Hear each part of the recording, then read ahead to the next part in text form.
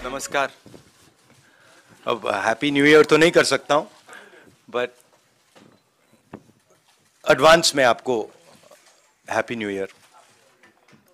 मैं सोच रहा था प्रेस कॉन्फ्रेंस के बारे में, मैंने सोचा कि हैप्पी न्यू ईयर का मैं भी आज आपसे एक सवाल पूछूंगा, वो बाद में, मतलब जब आपने सब पूछ लिए तो मैं पूछूंगा। मैंने सोचा है आप सबके लिए, भारत जोड़ो यात्रा अब दिल्ली तक पहुंची है और हम सबको बहुत कुछ सीखने को मिला, समझने को मिला। बहुत अच्छा एक्सपीरियंस रहा है। लक्ष्य आप जानते हैं, हिंदुस्तान में जो डर, नफरत, हिंसा फैलाई जा रही है, उसके खिलाफ ये यात्रा है।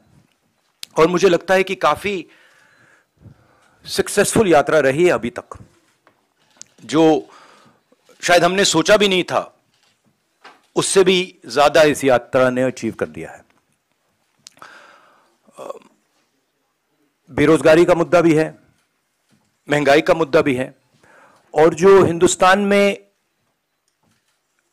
इनकम इनइक्वालिटी आ रही है, चुने हुए लोगों के पास अरबों रुपए और बाकी हिंदुस्तान के पास कुछ नहीं, ये भी हमारा एक मुद्दा है।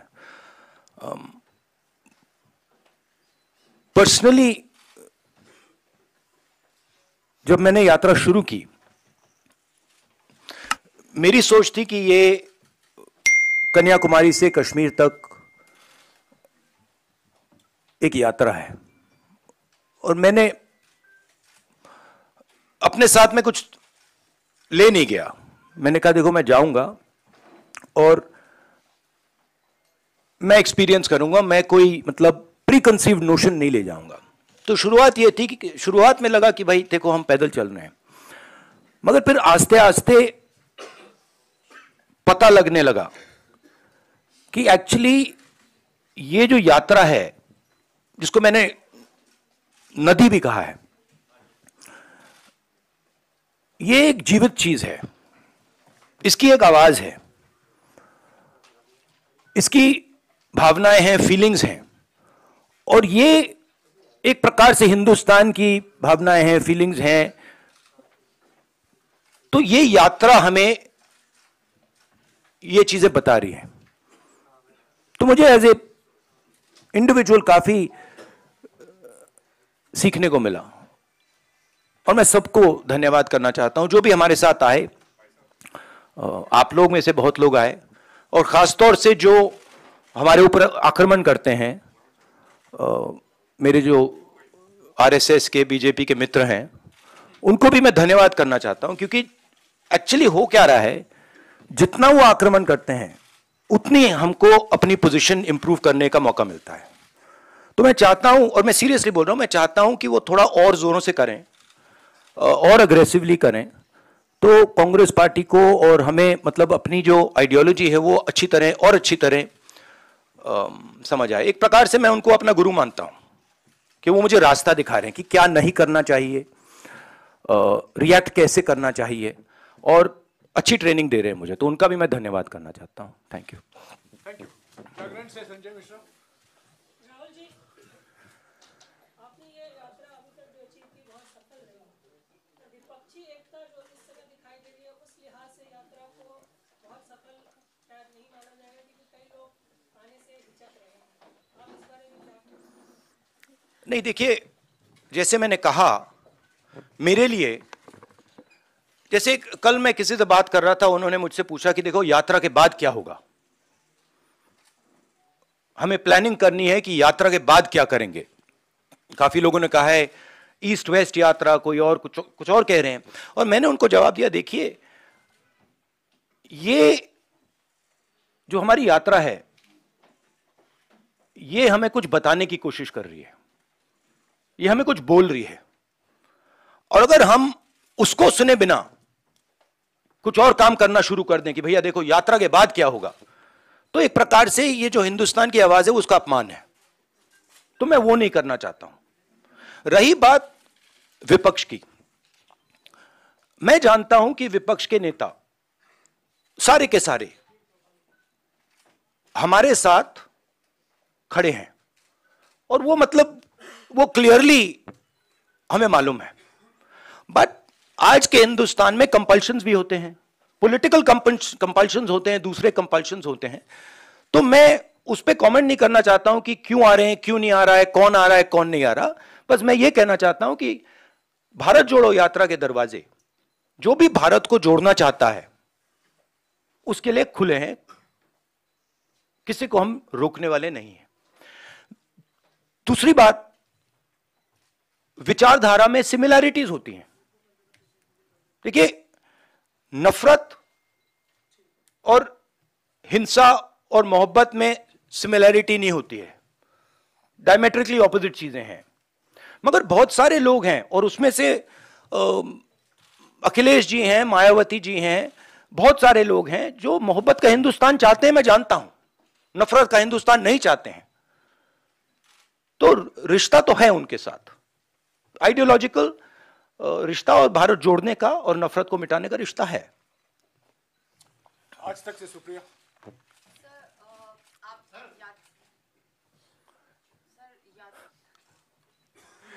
क्या हुआ? आज तक से सुप्रिया।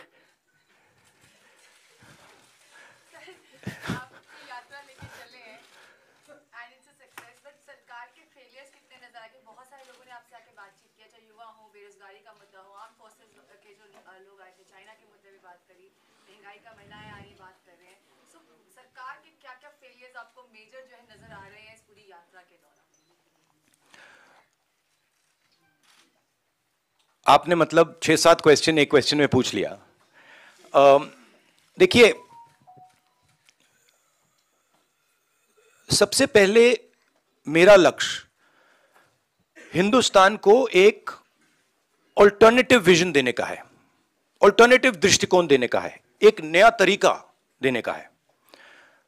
सरकार की कमियां हैं, उसमें मैं आपको बता सकता हूं, बेरोजगारी, इकोनॉमिक मिसमैनेजमेंट, नोटबंदी, गलत जीएसटी, चाइना, ये कमियां हैं, गलतियां की हैं।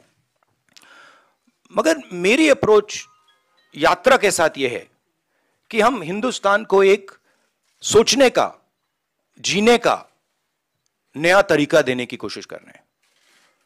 तो अगर आप डिटेल्स चाहते हैं तो आप मुझसे पूछिए, चाइना के बारे में पूछिए, शायद आप वो ना पूछें, पता नहीं, बाकी चीजों के बारे में पूछ सकते हैं, बट ब्रॉडली ये है। पीटीआई भाषा से अनवरुल हक। सर, पिछले कुछ सालों में आपके खिलाफ बहुत कैंपेन चलाई, बार-बार बोले भी हैं कि ताजा कैंपेन ये चलाई कि आप विदेश चले जाएं इस यात्रा के। हाँ, पता नहीं ये मतलब ये कहाँ है, ये मतलब दिल्ली में तो है ना, हम ये कहीं और बैठे हैं। ये भैया एआईसीसी ऑफिस है नहीं है? एआई अभी है ना? अच्छा, हाँ, तो मुझे पता नहीं, मतलब मुझे तो लग रहा है भैया, पता नहीं मेरी दूसरी रियलिटी हो, आपकी दूसरी रियलिटी हो, मगर मुझे तो ये न्यू दिल्ली दिख रहा है। और कुछ एक, हाँ, ये वो तो बहुत कैंपेन चलाते हैं, उनके पास पैसे की कोई कमी नहीं है, कैंपेन ही कैंपेन चलाते रहते हैं। मगर जो मैंने कहा, और बड़ी इंटरेस्टिंग बात है, और मैं इसको 99% बिलीव करता था, 100% बिलीव नहीं करता था, मगर अब मैं 100% बिलीव करता हूं कि सच्चाई को कोई भी कैंपेन, कितना भी पैसा नहीं छिपा सकता, नहीं मिटा सकता। तो ये मेरे लिए बहुत मतलब इंटरेस्टिंग ऑब्जर्वेशन है। टीवी 18 से रवि सिसोदिया। और जैसे मैंने कहा, अभी कितने लगाए होंगे, 5-6 हजार करोड़ लगा दिए होंगे, थोड़े और लगाइए, कमी नहीं है पैसे की, डालिए और थोड़ा डालिए, लगाइए, कुछ असर नहीं पड़ता है। हाँ जी, टीवी 18 से रवि सिसोदिया।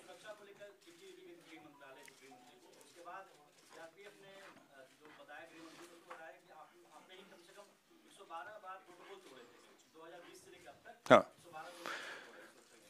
देखिए, दो चीजें हैं इसमें। मैं भारत जोड़ो यात्रा कर रहा हूं, ठीक है। अब सरकार चाहती है कि मैं बीपी गाड़ी में भारत जोड़ो यात्रा करूं। कहते हैं आपका प्रोटोकॉल है कि आप हमें तंग मत करो, आप बुलेट प्रूफ गाड़ी में बैठ के कन्याकुमारी से कश्मीर तक चलो। अब ये मेरे लिए तो एक्सेप्टेबल नहीं है। अब यात्रा में आप मुझे समझाइए, भारत जोड़ो यात्रा में मैं बीपी गाड़ी में कैसे बैठूं? अच्छा, जब उनके नेता, उनके सीनियर नेता बीपी गाड़ी से बाहर आ जाते हैं तो फिर कोई चिट्ठी नहीं जाती। उनके नेताओं ने रोड शो किए हैं, खुली जीप में गए हैं, उनके ही प्रोटोकॉल के खिलाफ है ये। वो मुझे लिख रहे हैं कि भैया आप बीपी गाड़ी से निकल गए। तो उनके लिए प्रोटोकॉल अलग, मेरे लिए प्रोटोकॉल अलग। और सारे सीआरपीएफ के लोग जानते हैं, सीनियर्स जानते हैं कि मेरी सिक्योरिटी के लिए क्या करना है। और हमारी सिक्योरिटी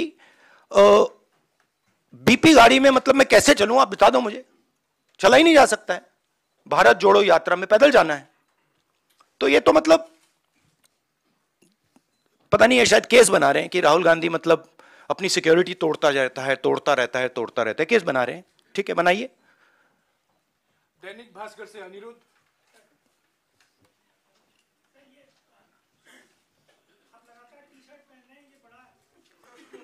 भाई मुझे बताओ एक बात, मुझे समझा, मुझे समझ नहीं आ रही बात।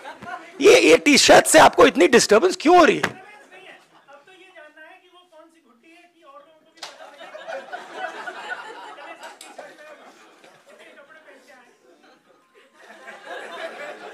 मतलब एक भी यहां टी शर्ट में नहीं बैठा है?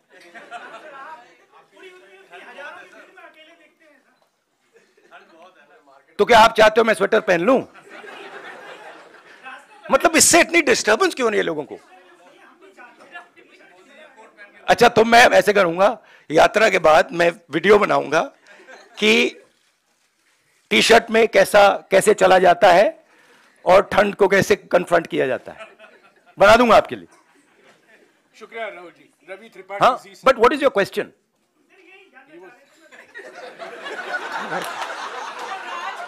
मैं क्या बताऊं भाई? राज क्या?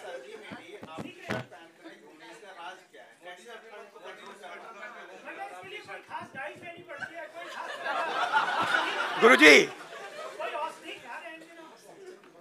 ये आपने स्वेटर क्यों पहन रखा है? नहीं, इसका कारण ये नहीं है। इसका कारण ये है कि आप सर्दी से डरते हो। इसका कारण नहीं है कि सर्दी है, आप सर्दी से डरते हो। मैं सर्दी से डरता नहीं हूं, सीधी सी बात है। No supplementary please. हो गया। नहीं, कहने दीजिए, कहने। New year day. अब देखिए ना, अब देखिए मोदी जी के प्रेस कॉन्फ्रेंस तो होते नहीं, तो मैं उनके भी 2-3 क्वेश्चन सप्लीमेंट्रीज आपको दे देता हूं।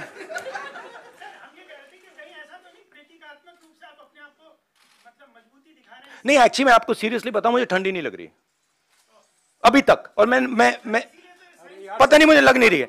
मगर मैं सोच रहा हूं कि जैसे ही मुझे ठंड लगनी शुरू हो जाएगी, मैं मतलब स्वेटर पहनना शुरू कर दूंगा। बट अभी तक मुझे ठंड नहीं लग रही है। रवि त्रिपाठी जी से। राहुल जी, मेरा सवाल ओल्ड पेंशन स्कीम को लेकर है, क्योंकि 2-3 राज्यों में जहां आपकी सरकार है, आपने वायदा किया है और आपने जब उसको लागू करने की बात की है तो केंद्र सरकार से कन्फ्रंटेशन हो रहा है। केंद्र सरकार मना करेगी एनपीएस में जो पैसा जमा है वो आपको वापस नहीं करेंगे। ओल्ड पेंशन स्कीम को लागू करना कितनी बड़ी चुनौती है और 2024 के लिए भी क्या है? नहीं, हमारा जो स्ट्रक्चर है, जो सिस्टम है, उसमें हमारे जो स्टेट्स हैं वो इंडिविजुअल डिसीजंस लेते हैं, हम उनको इंडिपेंडेंस देते हैं। तो अब तो मैं कांग्रेस प्रेसिडेंट भी नहीं हूं, तो ये सवाल आपको खारगे जी से पूछना होगा कि नेशनल लेवल पे कांग्रेस पार्टी की पेंशन स्कीम पे क्या स्ट्रैटेजी है। मगर जनरली कांग्रेस पार्टी का स्ट्रक्चर है कि भाई अगर राजस्थान करना चाहता है और हरियाणा, हिमाचल करना चाहता है तो उनको करने दो। हम वीटो पावर मेंटेन करते हैं कि अगर बिल्कुल कुछ गलत कर रहे हैं तो फिर हम उसको चेक करते हैं, बट नॉर्मली हम इंडिपेंडेंटली करने देते हैं। केंद्र सरकार पैसा देने से मना करेगी? भैया वो तो आप मोदी जी से पूछिए ना, उनके भी सवाल मुझे। ओके, ट्रिब्यून से Aditi Tandon. Mr. Gandhi, I want to ask, how do you view the 2024 general elections in the light of the fact that you've lost the 2 previous general elections, and to implement any governance approach that you are articulating through the Bharat Jodo Yatra, you do need electoral power. What is your take on the elections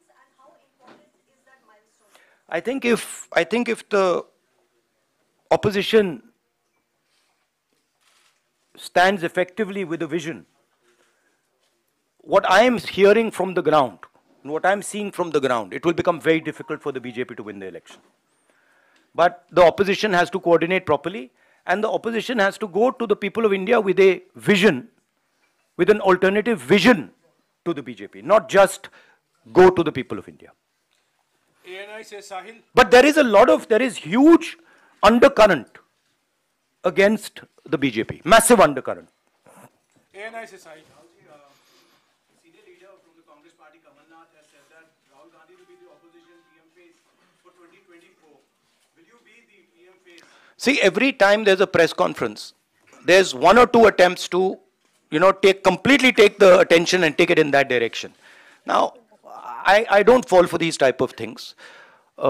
My focus is on the idea that India should be united, that we fight hatred and anger with affection, love and harmony, and we are providing an alternative vision of this country. So I think that's what I would like to focus on. These questions, of course, you have to keep saying them, because this is the nature of media. So I'm going to let you keep doing that, and you can enjoy yourself doing it, and I'll also have a little fun while you do it. Navbharat times से Rajesh Mittal. Navbharat times से राजेश मित्तल. नमस्कार. यात्रा ने आपको देश के बारे में समझ जो है वो बढ़ाई है.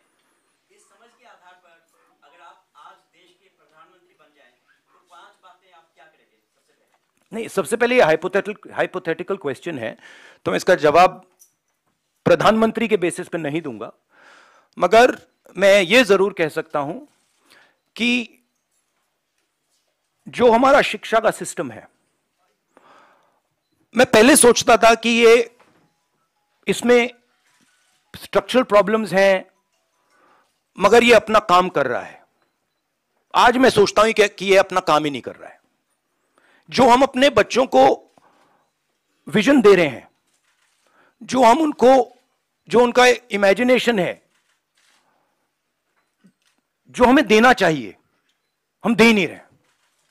तो अगर आप, सबसे शॉकिंग चीज मैं आपको बताता हूं. मैं कन्याकुमारी से अब दिल्ली तक आया हूं. कितने 108 दिन हो गए. 108 दिन में मैंने हजारों बच्चों से बात की है, और हर बच्चे से मैंने पूछा है, तुम यूनिवर्सिटी के बाद, कॉलेज के बाद क्या करना चाहते हो. हजारों बच्चों से पूछा है, और मुझे सिर्फ 5 जवाब मिले. मतलब एक लड़की ने मुझे कहा कि मैं अपना छोटा बिजनेस चला रही हूं, और एक लड़के ने कहा कि मैं मैकेनिक बनना चाहता हूं. बट 99.9% लोग कह रहे हैं मैं लॉयर, डॉक्टर, इंजीनियर, आईएएस, जज. मतलब हमारा एजुकेशन सिस्टम हमारे बच्चों को कह रहा है कि जिंदगी में तुम्हारे पास 5 काम है. और रियलिटी ये है, रियलिटी सच्चाई ये है कि ये सब बच्चे इंजीनियर नहीं बन सकते, डॉक्टर नहीं बन सकते, लॉयर नहीं बन सकते. तो ये झूठ है. तो हम अपने बच्चों को झूठ बोल रहे हैं. मैं पूछता हूं, बच्चे आते हैं, कहते हैं क्या करना चाहते हो? आईएएस. अच्छा, आईएएस में कितने लोग जाते हैं हर साल? आप अंदाजा लगाइए, जवाब क्या मिलता है. मैं पूछता हूं कितने लोग आईएएस में हर साल जाते हैं? बच्चे क्या कहते हैं? क्या लगता है? अच्छा आप बताइए, कितने लोग जाते हैं आईएएस में? 250.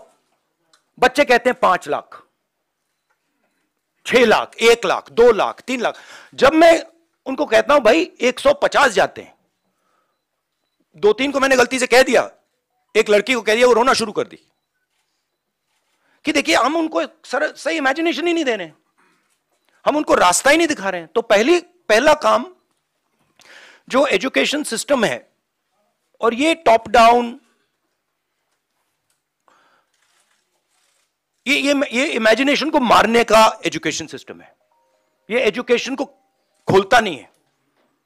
तो सबसे बड़ा काम, और ये शायद 2-3-4 साल में नहीं होगा, मगर डायरेक्शन ये होना चाहिए.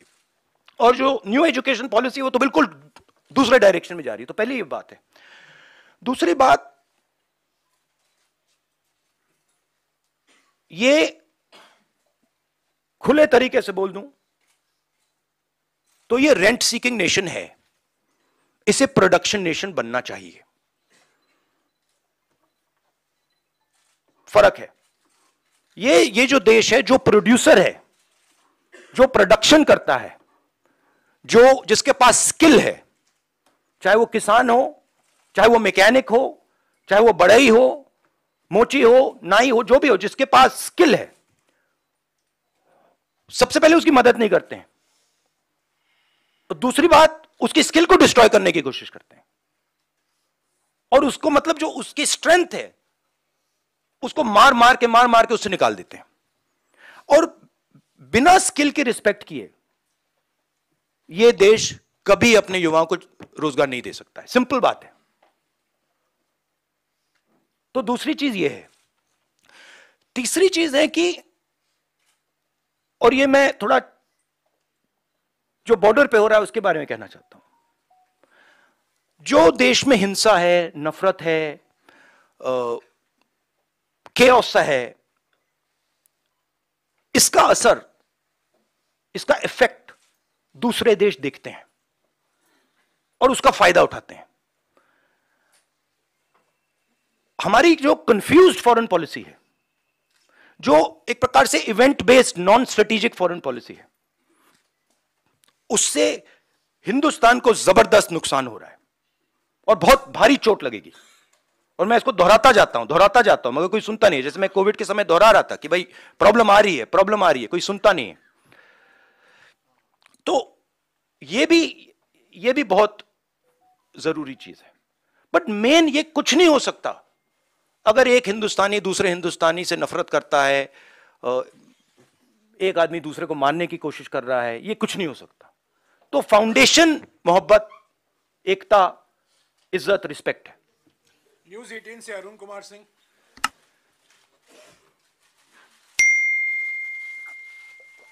अलाउड।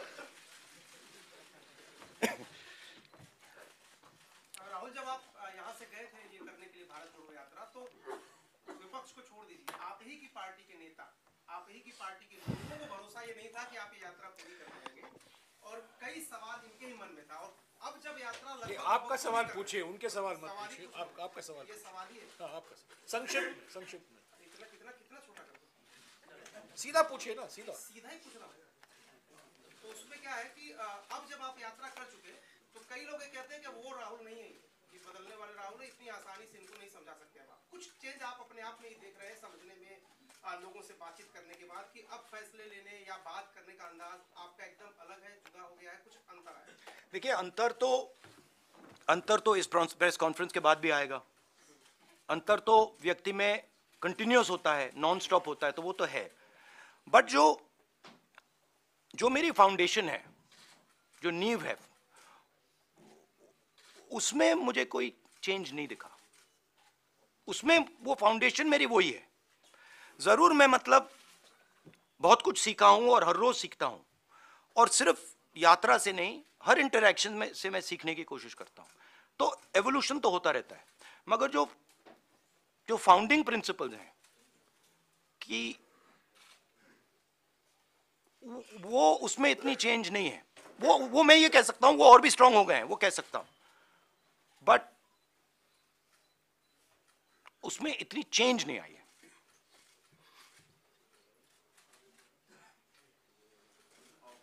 टेलीग्राफ से Sanjay Jha. It's quite hot in here. या इट इज। आपको गर्मी लग रही है? बहुत प्रॉब्लम हो रही है। भैया कुछ करो प्लीज। एसी चलवाओ प्लीज। संजय, आप स्वेटर लिए कैसे बैठे हो इस कमरे में? हाँ, आपकी चमड़ी बहुत मोटी है। प्रधानमंत्री ये कहते हैं कि अमृत काल चल रहा है, भारत जोड़ो यात्रा का डिस्कोर्स कुछ और ही है, तो ये डायकोटोमी आप किस तरह से देखते हैं? उनकी व्यू अलग है, हमारी व्यू अलग है, तो उनका ओपिनियन हमारे से अलग रहता है, हमारा अलग रहता है, तो डायकोटोमी तो कुछ है नहीं, अलग ओपिनियंस है। नहीं, अलग व्यू पॉइंट्स हैं। उनका व्यू पॉइंट दूसरा है, हमारा व्यू पॉइंट दूसरा है, विचारधारा दूसरी है, विचारधारा की लड़ाई है।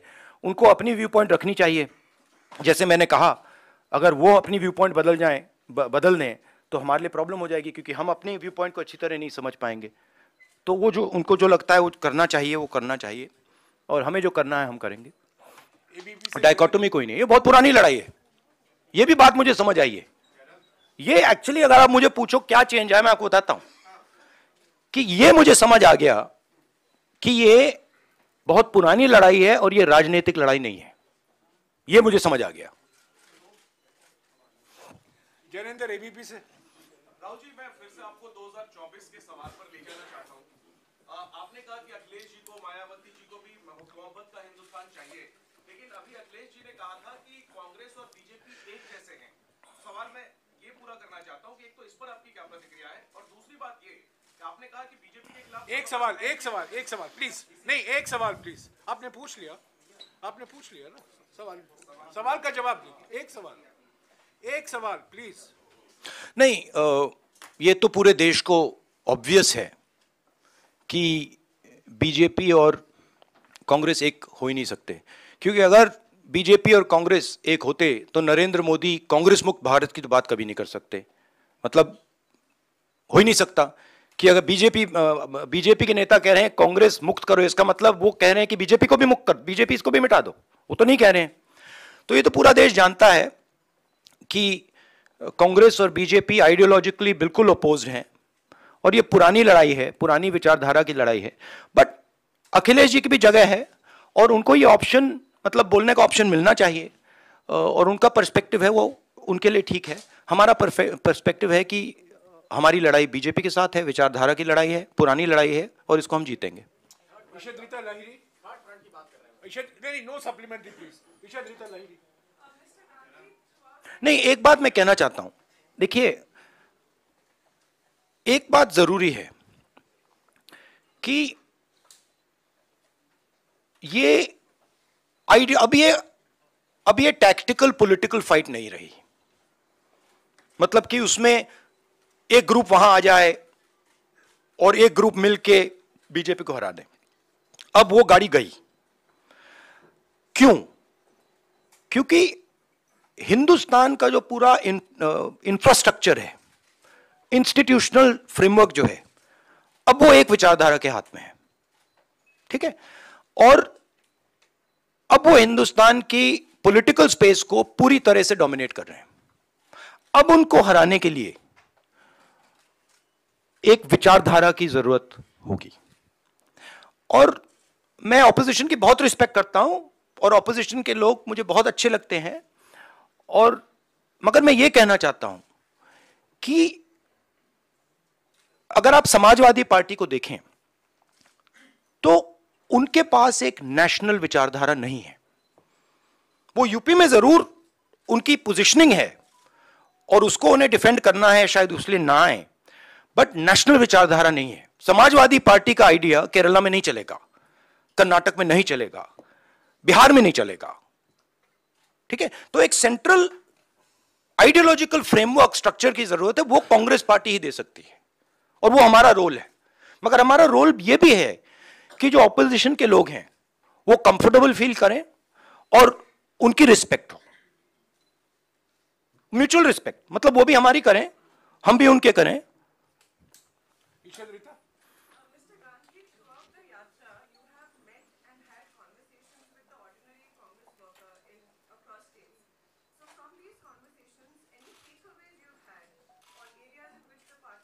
Yeah.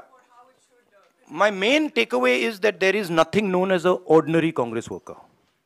There really isn't. In fact, there's nothing known as an ordinary person. I don't like these type of qualifiers. There's nothing known as an ordinary person. Everybody is unique. Every Congress worker is unique. Every person has a unique way of looking at the world, and it's important that they're treated like that. So every single one of them, every conversation, I learn something from, you know. Times now से रंजीता। राहुल, मेरा सवाल इस पर है कि 2024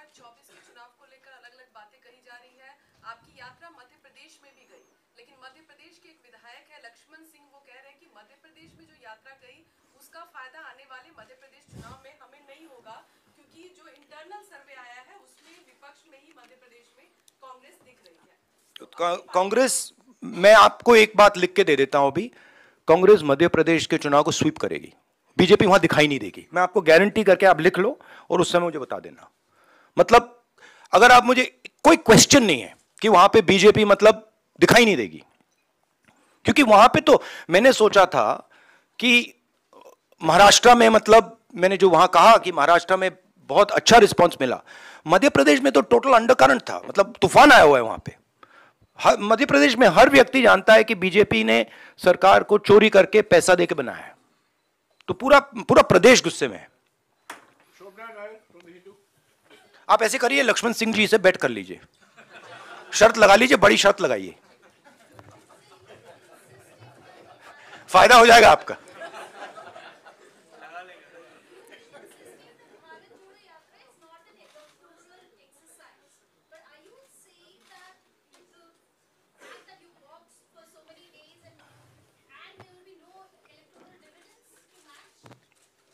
No, I'm not saying that. You're saying that. No, I'm asking. No, I'm not saying that at all.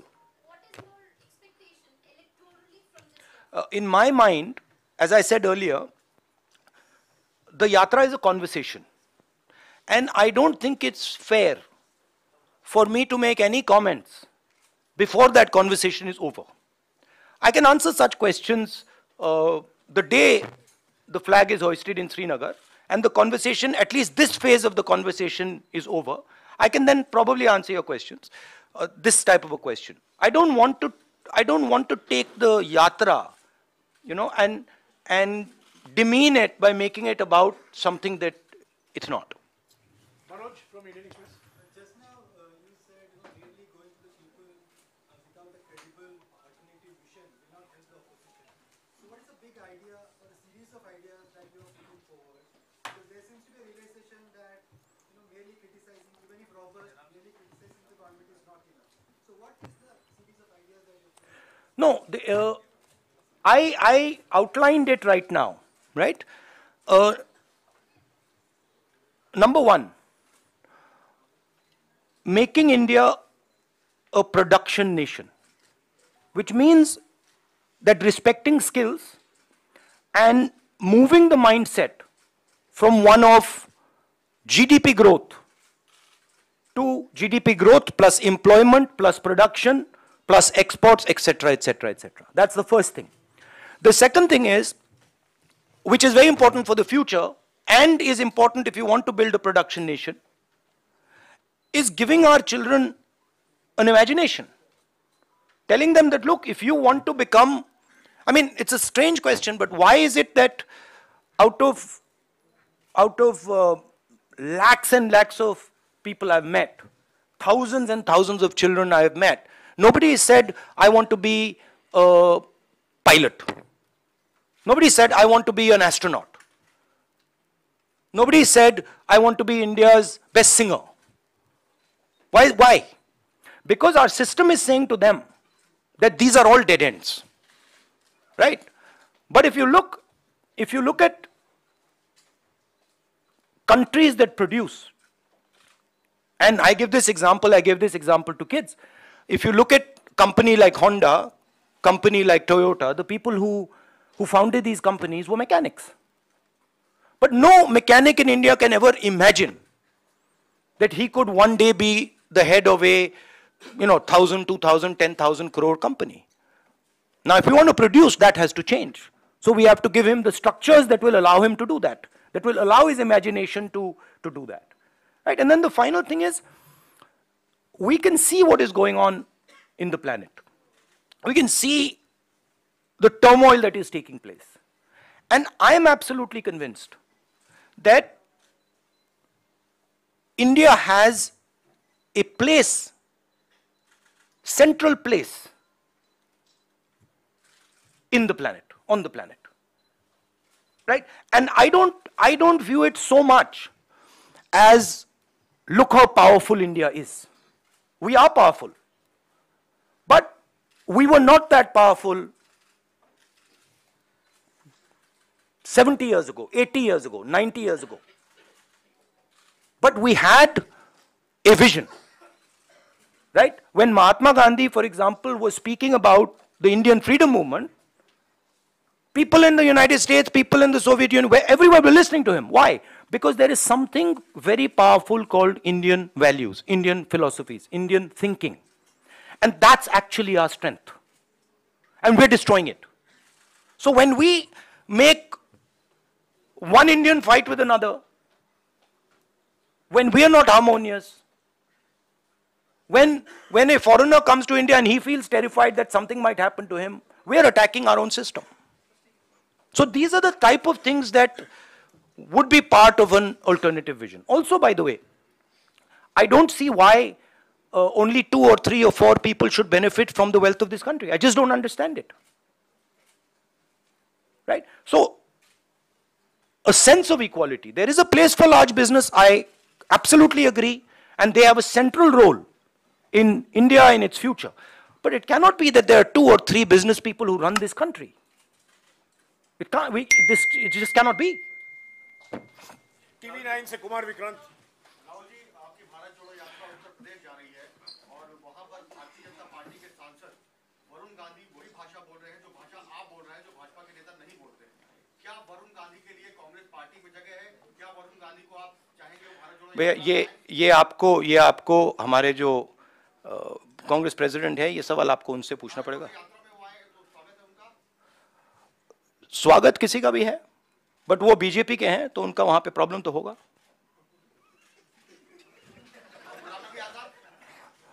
अब वो आप उनसे पूछिए, पहले पता नहीं, मुझे ही कंफ्यूजन हो गई है।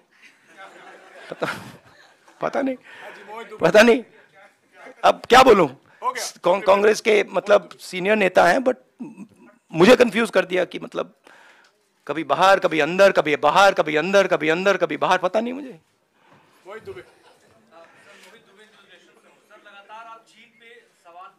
आपने पूछ लिया आज। मैं अभी बोलने वाला था कि चीन का नहीं पूछा। हाँ सर, आपने जयपुर में भी सरकार से जवाब मांगा था, पार्लियामेंट सेशन भी चल रहा था, पार्लियामेंट में भी आप लोग चर्चा की मांग कर रहे थे, सरकार वहां भी तैयार नहीं हुई। अब राहुल गांधी का क्या स्टैंड है, क्योंकि लगातार आप ये कह रहे हैं कि अतिक्रमण हो रहा है, वहां सीमाएं सुरक्षित नहीं है। देखिए, सबसे पहले मैं एक बात क्लियरली कहना चाहता हूं।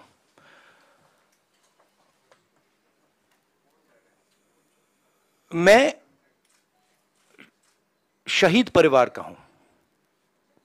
मेरे पिता शहीद हुए और मेरी दादी शहीद हुई। यहां पे कोई है जिसके फैमिली में कोई शहीद हुआ? कोई है यहां पे? आप हैं? हाँ, आपके ब्रदर। तो आपको मालूम है कि कैसी चोट लगती है, क्या फीलिंग आती है। ठीक है, तो मैं समझता हूं और मैं जानता हूं जब एक युवा अपनी जान देने के लिए खड़ा होता है और जब वो शहीद होता है तो उसके परिवार को क्या होता है, मैं जानता हूं, समझता हूं। और बीजेपी के टॉप लीडरशिप में कोई नहीं है जो समझता है। ये मतलब अच्छी बात, खराब बात नहीं है, बट रियलिटी है कि उनके परिवार में कोई उनके पिता या उनकी दादी शहीद नहीं हुए।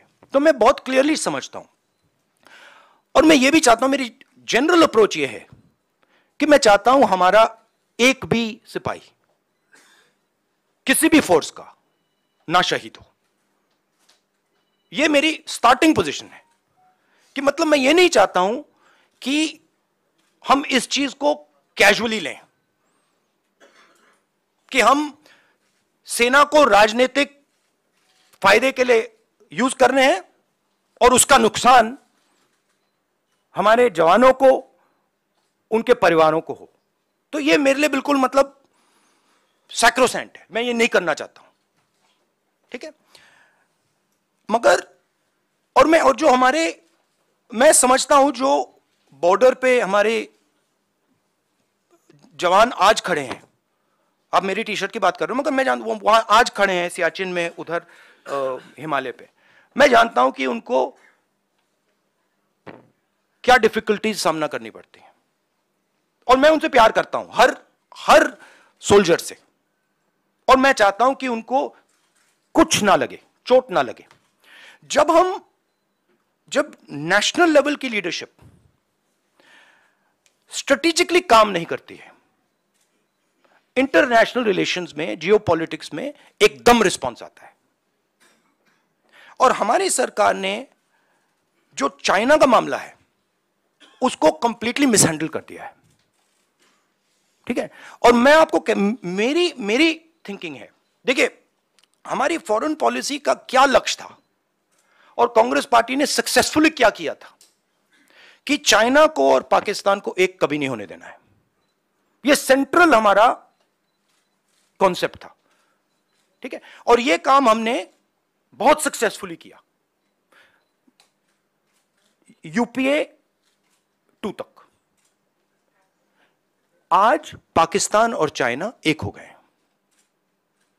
और यह कोई मामूली बात नहीं है, यह बहुत गहरी बात है, यह डेंजरस बात है, ठीक है। और ये क्यों हुए हैं? क्योंकि हमारी सरकार ने मिसहैंडल किया है, हमारी सरकार ने फॉरेन पॉलिसी को मिसहैंडल कर दिया है, और जो ब्रॉड स्ट्रक्चर है फॉरेन पॉलिसी का उसको वो समझे नहीं, ठीक है। अब मैं कह रहा हूं कि ये दो एक हो गए हैं, अब रिस्क है, और कहीं ना कहीं ये कुछ ना कुछ करेंगे। और पहला कदम इन्होंने ढोकलाम में लिया और दूसरा कदम इन्होंने लद्दाख में लिया। मेरे लिए, मेरी व्यू पॉइंट से ये प्रिपरेशन है। अगर नहीं है तो बहुत अच्छा, मगर मुझे लग रहा है कि ये प्रिपरेशन कर रहे हैं। और मैं सरकार को कह रहा हूं कि it is not if, it is when. Meaning अब आपको पूरी प्रिपरेशन करनी है, और उस प्रिपरेशन में 2-3 चीजों की जरूरत है। सबसे पहले आपको सेना, वायुसेना, नेवी, जो भी हमारे स्ट्रक्चर्स हैं उनकी बात सुननी है। वो क्या कह रहे हैं उनकी बात सुननी है, उसकी रिस्पेक्ट करनी है। इसका मतलब जो आप पॉलिटिकल यूज कर रहे हो उसको आपको बंद करना पड़ेगा एकदम, ठीक है। दूसरी बात, जो हमें प्रिकॉशंस लेने हैं, और वो मिलिट्री प्रिकॉशंस हैं मगर नॉन मिलिट्री प्रिकॉशंस हैं, वो आप शुरू कर दीजिए। तीसरी बात, जो बॉर्डर पे हो रहा है उसको आप छुपाइए मत, क्योंकि चाइना को मैसेज जा रहा है। देखिए, चाइना 2000 स्क्वायर किलोमीटर हमारी जमीन ले गया है। चाइना को मैसेज, प्रधानमंत्री जी ने कहा कि कोई अंदर नहीं आया, मैं आपके घर के अंदर आ गया, ठीक है। और फिर मैंने आपसे कहा भैया मैं नहीं, आपने मुझसे कहा कि नहीं, तो आप तो आए नहीं, तो मैं कौन सा मैसेज ले जाऊंगा? तो ये मैसेज उनको जा रहा है। तो हमें क्लियरली ये कहना है भैया आप अंदर आए हो, पब्लिकली कहना आप अंदर आओ, निकलो यहां से। तो ये सरकार इस पे कंफ्यूजन में है, और मैं चाहता हूं कि ये कंफ्यूजन हटे। अब मेरे बारे में क्या करते हैं, जब मैं सरकार की बात करता हूं एकदम कहते हैं मैं आर्मी की बात कर रहा हूं। नहीं, मैं आर्मी की बात नहीं कर रहा हूं, मैं सरकार की बात कर रहा हूं। सरकार में और आर्मी में फर्क है। सरकार ने गलत निर्णय लिए हैं तो सरकार को आर्मी के पीछे, नेवी के पीछे, एयरफोर्स के पीछे नहीं छुपना चाहिए, यह कायरता है। और सरकार को ओनअप करना चाहिए कि हमने ये किया, ये गलती हुई, अब इसको हम ठीक कर रहे हैं, और हम उनको मदद करेंगे। पूरा ऑपोजिशन, सिर्फ मैं नहीं, पूरा ऑपोजिशन सरकार को मदद करेगा। मगर बताइए तो क्या हुआ? शुक्रिया राहुल जी। आखिरी सवाल संजीव चोपड़ा। अरुणाचल में सेना पीटने वाले हो गया please. Rahul ji, you talked about opposition unity in the sense that you respect the opposition. So and you also said that since all the institutional framework is with the present dispensation and the present people who are ruling, so how do you want to bring them together? Because you need to take on the idea of Bharat Jodo is a framework. It's a way of working. It's a way of thinking. So, of course, I'm not the Congress president, and a lot of that work now the Congress president will probably do. But it is about bringing people together and making them comfortable. Respect basically. शुक्रिया राहुल जी। भारत जोड़ो यात्रा फिर से No, but I need to ask them the question. Please please sorry I need to ask the New Year question myself now, because my one question I get. So why am I not allowed to use a teleprompter? मैंने क्या गलती की है? मतलब आप प्रधानमंत्री को teleprompter use करने देते हो, आप दूसरों को भी टेलीप्रॉम्प्टर यूज करने देते हो, तो मुझे क्यों नहीं? नहीं, मगर ऑप्शन तो देना चाहिए। पर एक और सवाल है राहुल। नहीं, मेरा दूसरा है। नहीं, आप बार बार क्यों प्रेस कॉन्फ्रेंस? नहीं, मेरा दूसरा भी सवाल है और भी अच्छा सवाल है। ये सवाल मैं मतलब बहुत इंटरेस्टिंग सवाल है।